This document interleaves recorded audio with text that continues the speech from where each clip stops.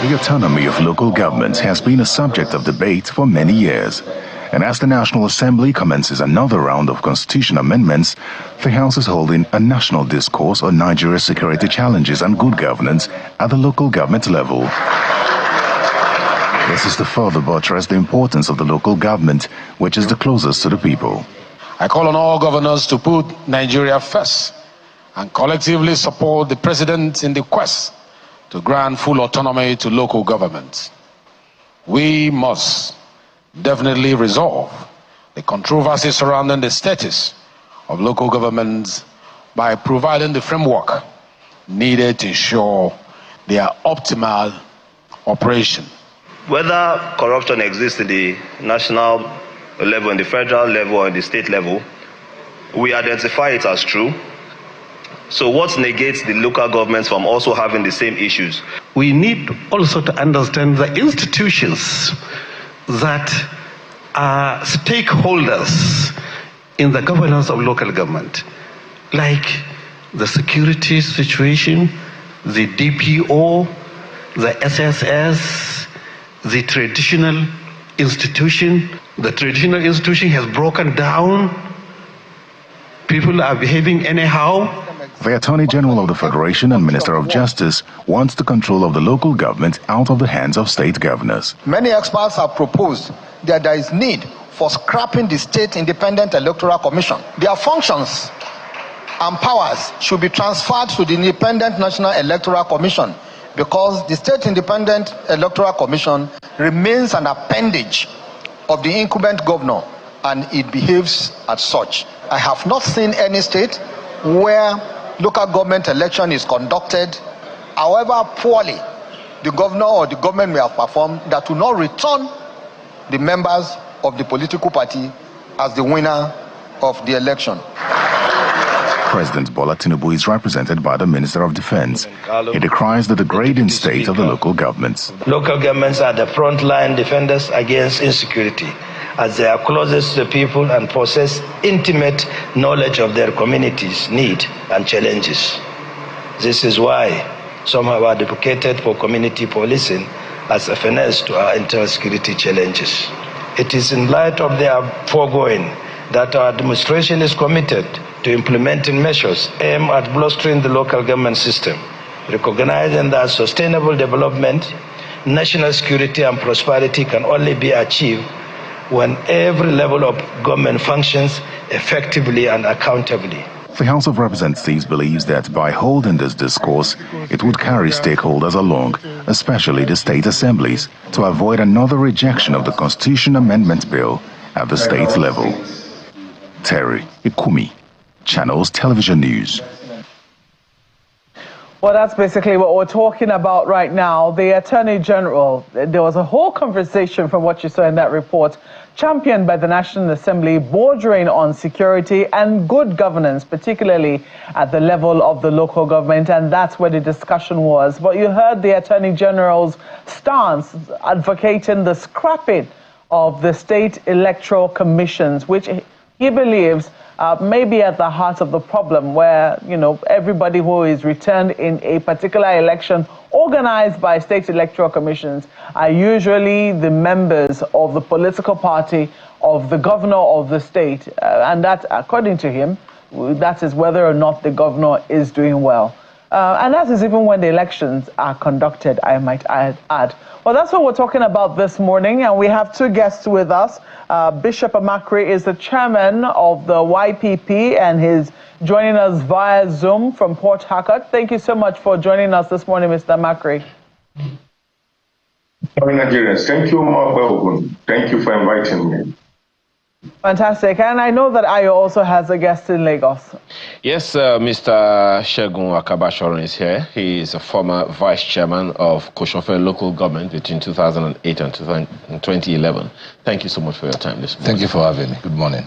First of all, it's not the first time the National Assembly is holding this kind of events, yes, trying to educate people, enlighten people about the local government administrations and all of that. Do you see this making any significant difference? Well, it is unprecedented that despite the fact that other governments have tried it, especially the last administration of Buhari. But what is unprecedented here is that this is the first year of a new administration. And if they are tackling this problem at this onset within the first year of their emergence, then it shows that definitely we may be able to have local government autonomy this time around. I mean, I have advocated for it for the last 15 years since I left office. And it's for me to see a government coming this early to say, I want this instituted. It's a very, very welcome. I'm elated. I'm even surprised that this government at this early stage is trying to institute this. And this is for the good of everybody. It's a win-win for everyone. It's amazing. All right, well, let me Bishop Amakiri, what's your take, first of all, when you heard this initiative from the federal government?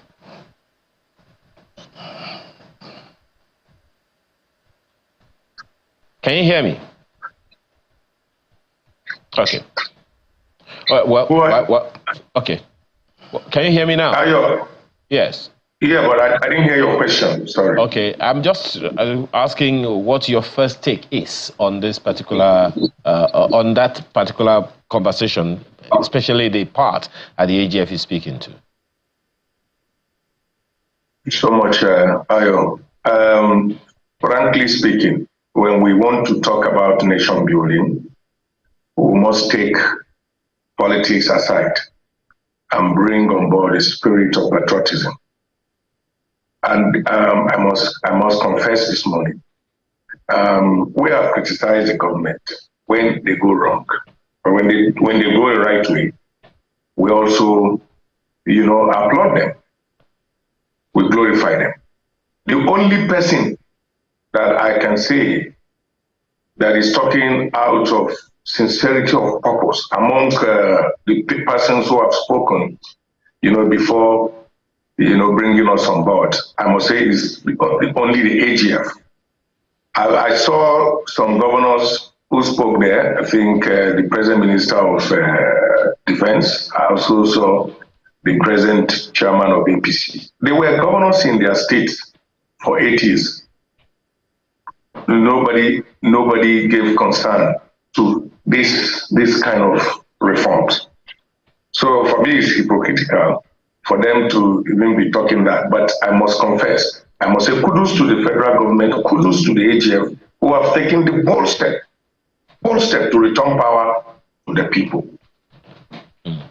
Well, it's also interesting that the president, while in office as governor, also took on the federal government at the time and saying, guys, no, we need this. And of course, Mark referenced that yesterday when we were talking about this whole issue as well, that look, Lagos has 37 LCDs simply because the federal government didn't allow. And all the states also have taken on that initiative as well. But, Mr. Akabashorun, speak to exactly, let people understand what you consider to be the issues here. You have said it. I mean, you've been advocating since about the past 15 years or so when you left office. But I'm aware that since way before then, at least there was something, 2005 or thereabout, I was part of an advocacy by a civil society organization representing my media organization at the time and went throughout all of the Southwest states trying to educate them on the need for that autonomy. Independence, autonomy of the local government administrations. And it would seem like it's either the understanding is not there or the political patronage is a lot more important to them. Dan, what exactly do you think to be the issues here? Well, the most important aspect of this issue is that autonomy is beautiful for growth. And local government is definitely a tier of government enshrined in the Constitution of Nigeria. And as such, there has always been this back and forth between the governors and the local government that they are a creation of the states, and as such, they should be under the control of the states. And the advocacy has always said, for the sake of development, for the sake of the development, getting to the grassroots, bottoms up rather than trickle down, that it is better for the autonomy of local governments to exist. And gladly that today that people are talking about it. I mean, we've discussed this so many times about the benefits. It's amazing. We have issues of education, basic education. We have the issues of health, primary health. And we have the issue of sanitation, including water. Basic things that are very important. And employment, because if you say local government, if you look all over the world, local government build airports. Even Dangote resides in a local government.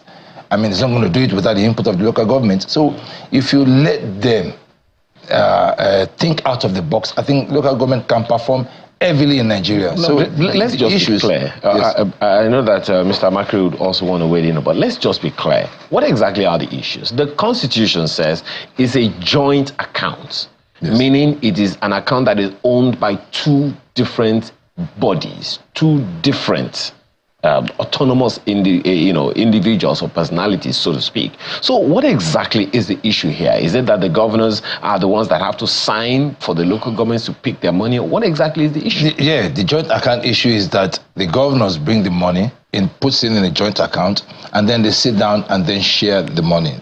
Share meaning that they give the local government theirs, and local government takes theirs, the state takes theirs. Now the issue is really beyond that. First and foremost, the Attorney General of the Federation went to the Supreme Court, and it seems we need to get clarity on this. The reason why he went to the Supreme Court is to say that the issue of caretaker committee is an aberration to the Constitution. It doesn't exist. Well, that's a different conversation altogether. But even now, when we have elected local government officials, that's the issue here. Yeah, if you give them their money directly, who is giving the money matters. The federal government is the one giving the grants. Yes, they are grants from the federal allocation. Now, if they are giving them, then they should hold them directly accountable. Because the issue of, the money went to the local government, went through the government, and the governors or the government of the state has somehow emasculated them by taking a chunk out of their money to say, we have projects we're going to do.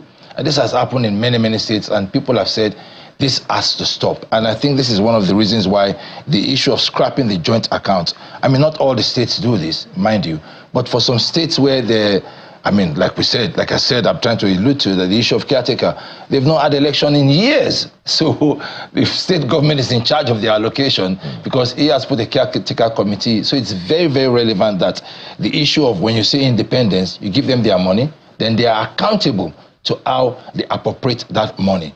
So there has to be the Office of the Auditor General who oversees and queries how these monies are spent. So they're going to be held directly liable and responsible. And this is a good thing. So it's the issue that needs to be resolved once and for all. Well, Mr. Amakiri, Bishop Mark, is it that the Houses of Assembly are not aware of the benefits of an autonomous, financially and administratively autonomous local government administration in the country? I ask that because quite a number of times we've heard several officials of government, several security experts come out and say to us, look, the local government administration is the first line of defense in when you talk about security, because they have their own security committees as well, made up of community development associations, made up of traditional rulers and all of this. Without them being able to do that, that is a vulnerability. Is it an issue or an understanding that the Houses of Assembly in each of the states, to your mind, are not aware of? No, you can't. They are very much aware. Do you see, the problem there, Ayo, is that in this country, we are not practicing democracy. We are practicing loyalism. Loyalism in the sense that people, especially the House of Assembly members that you have just mentioned, you remember, or you can recall that in this country, every politician, especially those who find themselves in the seat of, power, starting from whether the local government, the House of Assembly members, like you say, one governor must have to endorse all of the persons that have to be House of Assembly members in that state. So, in real sense, nobody is thinking about, development. They just, what they think, what most of them go there to discuss is, for example, I have numbers of House of Assembly members in some state House of Assemblies.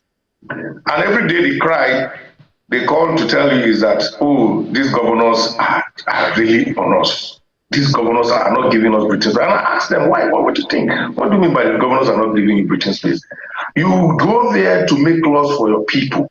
You are not going there to toe the same line in which the governor is asking you to do. So they put politics first rather than development. That's the problem. Nobody is thinking about development. They only go there to see what can they make.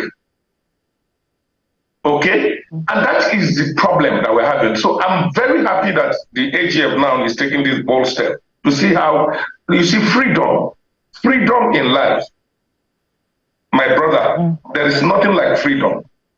And let us now see whether who now will continue to, apportion blames to these governors by saying, oh, the governors are taking control. Because over the years, since the return of the democracy, I can say that, frankly speaking, democracy has thrived much in Nigeria because we have people. Now, we also have to deal with the human factor here. Now, if the AGF is also pushing, honestly, I admire this AGF. For the first time, I'm seeing, a government who has this zeal, who has this genuine enthusiasm, the passion,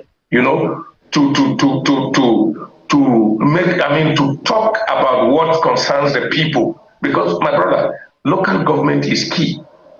If the local government functions, I tell you, like you rightly say, it's not just it's about our democratic and political stability.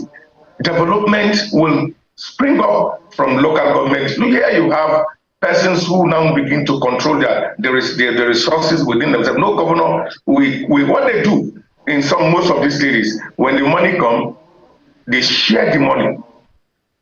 No any development. You see schools, and the annoying part is you go to schools where most of these governors or even the House of Assembly members who are in those states go to cast their vote.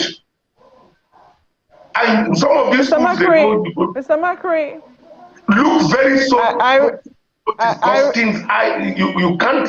It's so annoying that you see some of these schools the way they look. Some of them even go to some of those primary schools in those days, and they go back there to cast. All they are after is let them cast their vote. They are not even thinking about how they can renovate those schools and get them back to life. So let's see whether now, I pray that some of these persons also now that we begin to run the affairs of local government. Now we're about to get this liberation, from the hands of some of these emperors, governors in states. Most of them have become emperors. Looters are not leaders. What they do is use our own taxpayers' money to their own self-aggrandizement. It's so annoying. My heart bleeds every day when you go to the rural communities and you look at the level of poverty, underdevelopment. Nothing is happening in the local government. And yet we continue to say we have a government or we have governors. They are not doing anything. Mr. Amakiri, it is interesting. Sorry to interrupt you. It is interesting to note that the conversation which the National Assembly, specifically the House of Reps, was hosting had to do with security and good governance. And some people will wonder what is the nexus between that conversation and the functionality of local governments. Do you want to speak a little more to that? Why? I think it's because, look, it is the locality, the local governments, communities. Actually, when you talk about security, some of these people perpetrating this act, they didn't come from the moon. They are also resident in all our localities. Okay, so now it will be the responsibility of some of these local government chairmen, okay, to begin to also relate pragmatically with their people, okay? Set up, some kind of modalities, okay, that will bring about a proper check about the doings of people in their localities. So I think they have an exit. You know, insecurity, you know that is one of the things that actually we are battling with in this country. And all the art of this insecurity, they come from one local government. Anywhere there is an act of insecurity, it is a local government area of that community or that state. Let's take on the issue of freedom, which you've spoken to. You've explained that nexus, but let's take on the issue of freedom, which you've spoken to, because what the Attorney General, I don't know if you can hear me, what the Attorney General, oh fantastic, what the Attorney General has spoken to is the scrapping of the state electoral bodies. Some people will say that we cannot be seeking to give more autonomy to the local governments while we're scrapping the autonomy of states to be able to conduct local government elections and do a few things by themselves. Do you think that this is in the best interest of the entire nation? Because some people will say, on the one hand, we're thinking we should establish state police. On the other hand, we're thinking we should scrap state electoral bodies. Is this really in the best interest? Students will be asking for the strengthening of these bodies instead. But there's nothing to strengthen there, because when you give somebody an opportunity over and over time and he underperforms, what are you strengthening him for? We all know that these sects, them are just at the mercy of the governors. Okay, over the years, tell me how many political parties have won election from opposition. We just had recently one of the local government elections that was conducted in Oyo, is it Oyo State or somewhere, was 100 over 100. So you are saying the other political parties do not have persons who actually participated. My dear Omok, the way to go is the proposal that the AGF has made. Let us scrap the set and empower. What empowerment are you giving to the governors? They have enough things to do. They should be focusing on thinking on how they would develop their states. Okay, they have so much powers. These governors have so much powers. So what have they done with the powers that they have? Is it only the local government or sex? Sorry, all the sex that they will need? No, I totally subscribe that they should scrap the sex and empower and let the INEC at the national conduct elections. Whereby, sorry? Go ahead. Yes, let the national, that is INEC at the national, conduct local government elections. In that vein, I think there will be more hope for Nigerians. Let me take the question to Mr. Segun Kabasharon. This same issue as well. I'm wondering whether you do not see any danger in it, considering the fact that, you know, we have complained about how everything is over-centralized. Even at this time, we're talking about unbundling INEC. We think that INEC has too many responsibilities. But here we are asking, I mean, the Attorney General is saying that, you know, the SIEC be scrapped because of the results which they usually churn out. And it seems that it's just an extension of the executive arm of government in the respective states that they belong to. But at the same time, we're asking for state policing, even though there have been fears before now that too much power or so much power in the hands of state executives could also be dangerous. Do you see a contradiction here? Do you think that there's any way we can actually strengthen the SIECs without necessarily disempowering them by scrapping them? Absolutely. I think we need to be careful with contradictions because INEC is not that perfect. They have their imperfections, which they need to revisit. So when we talk of independence, it's about giving the body that conducts the election independent, so they are not biased. So that is the picture or the idea that we're trying to encourage here, independent body. So what we need to do is not to give the INEC another area of responsibility, which will be an addition to what they are already dealing with are not perfected in the general elections. That is one. Two, so I mean, in that aspect, what we need to do is to see the body of independence, where has to be the independence, especially people that are going to be at this SIEC or whatever you want to call them. They have to be chosen independently without the government or the state government interferences. So these are the things that, I mean, they have to have their monies through the consolidated funds. Is one of those suggestions in the past that it can be done. So the spirit of what we want is true independent body to conduct this election. Then secondly, the issue of how insecurity relates to local government.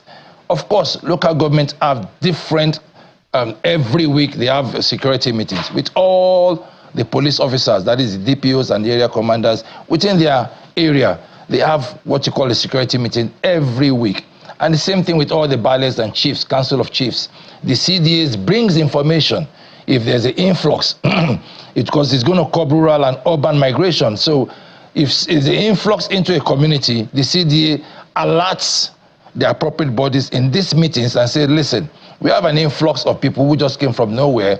We don't know who they are. I mean, if you remember in Lagos, under the bridge, I think it was Falomo Bridge, that they found hundreds of people who are living under the bridge. It's the local government or somebody in the local government or the CDA we inform the state that we have a problem here. And this is how you curb this illegal migration from rural to urban cities like this. And the same thing with security.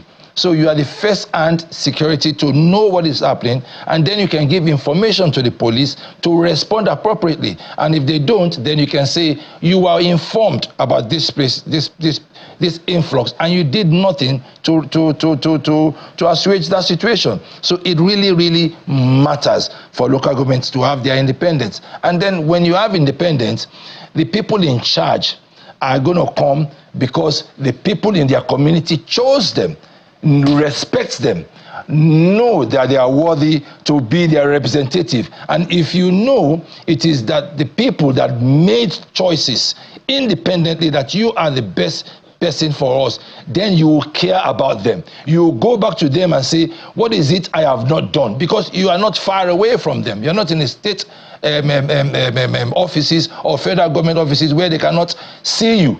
They can knock on your door anytime. They know where you reside. So you have local government officers and chairmen who don't even live in their locality because of this issue that they are unpicked and put there. So they don't care about their community or the residents within their community. They don't want to listen to them. But if you come from them, then you will be held liable because there's no way for you to run. They know where you live. They know where your children or your family. They know when you are in a party. They will meet you over there quickly and respond to you, say, Mr. Chairman, you are here enjoying in the party and we're having these issues. You made promises, you have not kept it. You will meet us at the pool the next time. And this is how effectiveness, responsive effectiveness is being built. And it is at that time, this very time, after 25 years of this Fourth Republic, that we are now coming back to the question of autonomy. It has to be done. We should not go back to the drawing board because this has to be 2 steps forward, not one step forward and 2 steps backwards. No, we have to take 2 steps forward and move forward so that we can have development at the grassroots. We can create employment at the grassroots. We have to have technocrats, great people of great minds who have achieved a lot within their locality or within the nation, who will come back to their locality where they live, where they reside, where they have invested their money, where their children go to school and live, that they will say, I need my local government to be protected because my family lives here too and I live here, my investment is here. And this is what autonomy will do to everybody. It's a win-win. So what government is doing is a wonderful, I've said it here, that I'm very surprised that in this first year of the administration of Bola Ahmed Tinubu, that this initiative is taken up. It is unprecedented.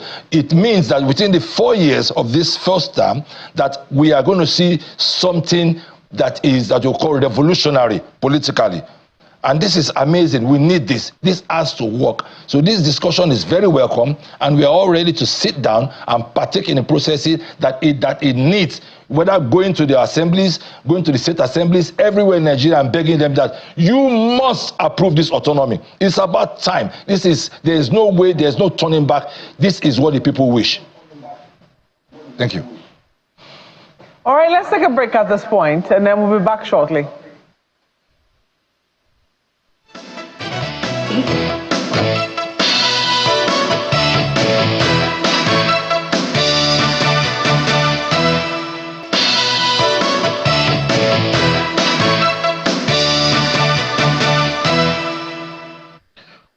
Let me take your comments as well this morning, Bishop Amakiri. So now this is where we are. We're waiting for the verdict of the Supreme Court on this particular matter. And of course, the Houses of Assembly perhaps need to be spoken to one way or the other. What are your expectations? What specifically would you say we should be saying to the Houses of Assembly so they can get the memo and pass the bill for the autonomy of the houses of the local government administrations in Nigeria? Well, I would say to them that Nigerians are watching, and it will be inimical to Nigerian, our democratic, stability or growth, for any state House of Assembly member to think that you will go against this very, very bold step that the federal government has taken to return power to the people, because they are also beneficiaries of this. So if they look the other way around and turn their face to think that maybe their governors, as usual, will corner them, call them, and give them some envelopes, like they call them white envelopes or whatever the envelope is, and think that they will go the other way around, the masses will revolt against them. Because it's like the words of Thomas Jefferson, who said, when injustice becomes law, resistance becomes a duty. If they refuse to do the right thing, the people will march on the street, because everybody is watching. People are getting so tired with where we are today, just because some few persons have decided in the name of democracy or politics, they're playing just politics of personal interest and not putting the people's interest first. So what we are discussing about today is actually something that has to do to the growth and progress of our dear country. So nobody should even think. Sometimes, Mr. Amakiri, I apologize. Sometimes it is even getting people to understand what to engage on. For instance, if you raise these issues that we are talking about right now, do you think people even have the understanding? Maybe I should bring it to you, Mr. Akabashon. Do you think people have the understanding of what the issues are? Young people particularly. Do you think we have enough understanding? Do you think we have been able to give them enough communication, enough information for them to say, okay, we get the memo, we understand, and we're going to also put pressure on the members of the Houses of Assembly? What are the benefits for the young people? The benefit for them is humongous, because, the local government is the incubation center for every aspect of our political life. Everybody who became president or senator or governor starts at the local government. It's the local government functionaries that develop their elections, because they have to win in every locality, in every polling unit by polling unit. So their involvement in local governance is very, very, very important. One, primary education, basic health needs, security within their environment, their community, and then employment possibilities, not just only employment, opportunities for innovations. And this is what is good. I mean, you are right that the education is not out there enough for the young people to grasp the amenity of what local governance can do to them. But they understand one thing clearly, that the local government that is closest to them, that should be accessible to them, for them to walk into and get governance, is not there. And so there leads to apathy. So we need to bring this back and get the young people involved, that, listen, if you are going to grow tomorrow, you are the future of our country, you are the future leaders. We need to train you, cook you well at the local government with standards that you would magnify at the top. And this is what's very, very important. So we should take this seriously to our young people, to understand that they have to be involved heavily and understand how these processes work for them. Bishop Amakiri, do you agree? How do you see us engaging the young people? I'm asking that because this is not salacious news. It's not interesting. It's not exciting. It's not, how should I put this, trending news and at that. So how do we make this issue of local government autonomy salacious, interesting for young people, so that they are actually interested and they invest their time to search for more? Honestly, I agree with you totally, Ayo. I think the citizens, and that's why the government at all levels, they take advantage of the docility of our people. People, especially like you say, the young people, honestly, you raise a very vital point. You're not seeing this in trending. And I think what we need to do going further, and this has to do with the responsibility of all political gladiators, especially those of us, some of us who are at the hands of affairs of leading political parties. That's what I would call political literacy, that I think all political party needs to embark on, okay, and see how we can educate our people, conscientize our people, especially the young people, because it is about their future we're talking about. I'm no more a youth, I'm over 40, okay? But I think that some of us also have lacked this, we have lacked this spirit of mentorship. Is it what we're going to pass over?